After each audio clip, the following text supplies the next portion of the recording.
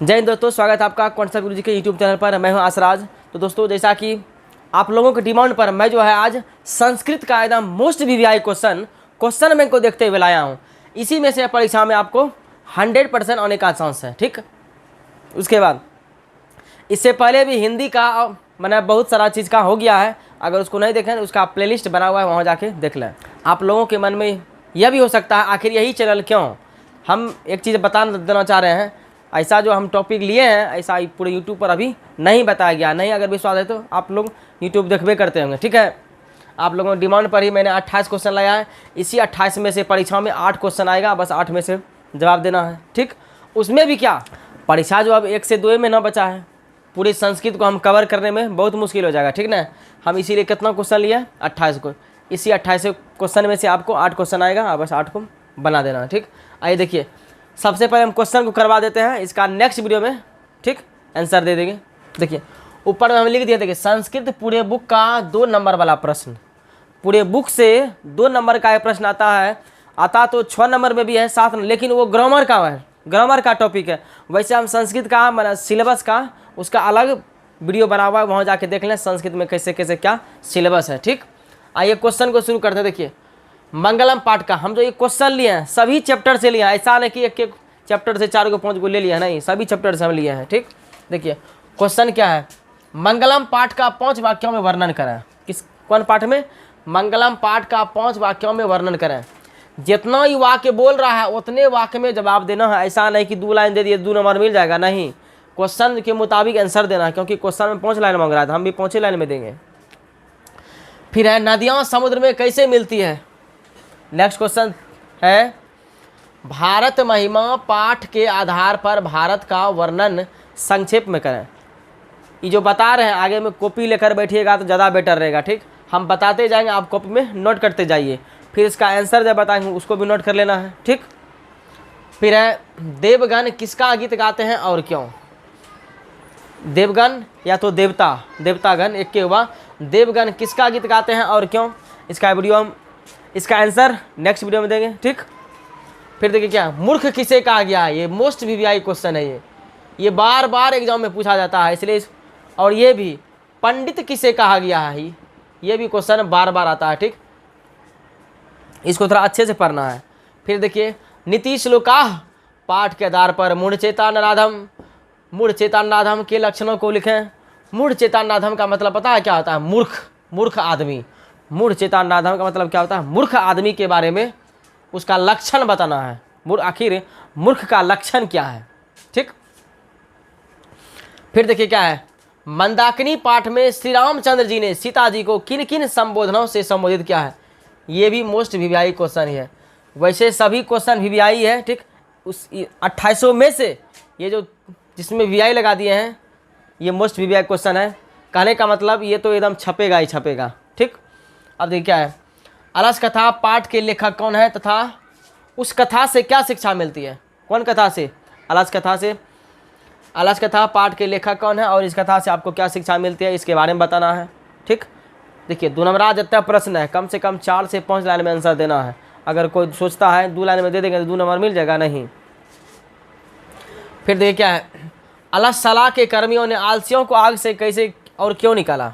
ये भी बहुत वीवीआई क्वेश्चन है। फिर है राम प्रवेश राम के जीवन से क्या शिक्षा मिलती है। ये राम प्रवेश राम कौन है? ये कर्मवीर पाठ से है, राम प्रवेश राम। फिर है किसको दान देना चाहिए, किसको दान देना चाहिए। नेक्स्ट क्वेश्चन 13 नंबर है, व्याघ्रपथिक कथा कहाँ से लिया गया है।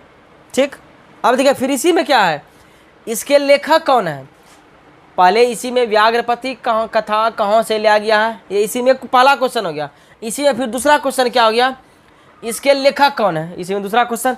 फिर इसी में तीसरा क्वेश्चन क्या हो गया, इससे क्या शिक्षा मिलती है। ये तीनों चीज़ के बारे में बताना है, तभी आंसर देगा, तब ये 2 नंबर मिलेगा। क्या वाक्यों में? 6 वाक्यों में। कहने का मतलब इसका 2 लाइन में, इसका 2 लाइन में और इसका 2 लाइन में, 2 तिया 6 नंबर मिल गया। 6 लाइन का अगर लिख दिए तो 2 नंबर मिल गया। आइए देखिए नेक्स्ट क्वेश्चन 14 नंबर है। नेक्स्ट क्वेश्चन देखिए 14 नंबर क्या है, दानवीर कर्ण के चरित्र पर प्रकाश डालें। दानवीर कर्ण के चरित्र पर क्या डालें, प्रकाश डालें, मतलब दानवीर कर्ण के बारे में बताना है, ठीक, वो भी 4 से 5 लाइन में। फिर देखिए क्या है, वेदांग कितने हैं, उनके प्रवर्तक एवं शास्त्रों के नाम लिखें। 15वां नंबर क्वेश्चन है, ठीक, आप इसको लिखते जाइए, ज़्यादा ठीक रहेगा। फिर 16 नंबर क्वेश्चन है, पटना के प्रमुख दर्शनीय स्थल का उल्लेख करें। पटना में कौन सा स्थल है उसका नाम लिखना है, ठीक। दर्शनीय स्थल का मतलब क्या हुआ, जैसे गोलघर है, चिड़ियाघर है, ठीक, वैसे आंसर में बते करेंगे। फिर देखिए 17 नंबर क्या है, राजशेखर ने पटना का उल्लेख किस रूप में किया है। राजशेखर कौन है, पाटलिपुत्र जो लिखा है ना उसी के कौन है, लेखक। फिर देखिए क्या है, विवाह संस्कार में कौन कौन से मुख्य कार्य किए जाते हैं। कौन सा संस्कार में, विवाह संस्कार में कौन कौन से मुख्य कार्य किए जाते हैं उसमें लिखना है। फिर देखिए क्या है, स्वामी दयानंद कौन थे, समाज सुधार के लिए उन्होंने क्या किया। स्वामी दयानंद कौन थे, तो ये कर्मवीर थे, काम करने में क्या थे, वीर थे। फिर है, संस्कार का मूल अर्थ क्या है, मतलब संस्कार के बारे में बताना है, ठीक, संस्कार का आखिर मूल अर्थ क्या होता है। 21 नंबर क्वेश्चन है, पाटलिपुत्र के वैभव पर प्रकाश डालें, मतलब पाटलिपुत्र के बारे में बताना है। फिर देखिए क्या है, 22 नंबर, कर्ण के प्रणाम करने पर शक्र ने उसे दीर्घायु होने का आशीर्वाद क्यों नहीं दिया। कर्ण ने जब प्रणाम किया था किसको, शक्र को, उन्होंने दीर्घायु होने का आशीर्वाद नहीं दिया, आखिर क्यों नहीं दिया, इसका आंसर नेक्स्ट वीडियो में होगा। फिर देखिए क्या है, विश्व में अशांति के क्या कारण हैं। आखिर विश्व में जो अशांति आता है इसका क्या कारण है, पठित पाठ के आधार पर उत्तर लिखें। पठित पाठ के आधार पर मतलब हुआ विश्व शांति, पाठ के आधार पर इसका उत्तर देना है, ठीक। फिर देखिए क्या है, मूल शंकर में वैराग्य भाव कब उत्पन्न हुआ। आप जानबे करते हैं मूल शंकर मूर्ति पूजा के विरोधी बने थे, ठीक है। देखिए फिर 25 नंबर क्वेश्चन क्या है, उपनयन संस्कार का वर्णन करें। ये कौन पाठ से लिया गया है, संस्कार पाठ से लिया गया, ठीक, संस्कार से ही पता चलता है, संस्कार पाठ से लिया गया है। अब देखिए 26 नंबर क्वेश्चन क्या है, विजयांका को सर्वशुक्ला सरस्वती क्यों कहा गया है। फिर नेक्स्ट क्वेश्चन है, पाटलिपुत्र का पुष्पपुर या कुसुमपुर नाम उल्लेख कहाँ है। कौन पाठ से लिया गया है, पाटलिपुत्र वैभव से लिया गया है।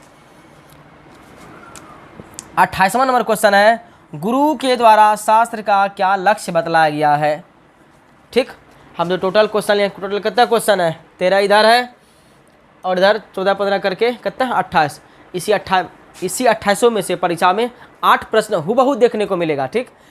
इसलिए चैनल पर नए, चैनल को सब्सक्राइब करें, सब्सक्राइब करने के साथ साथ शेयर भी करें। मिलते हैं नेक्स्ट वीडियो में इसके आंसर के साथ। धन्यवाद।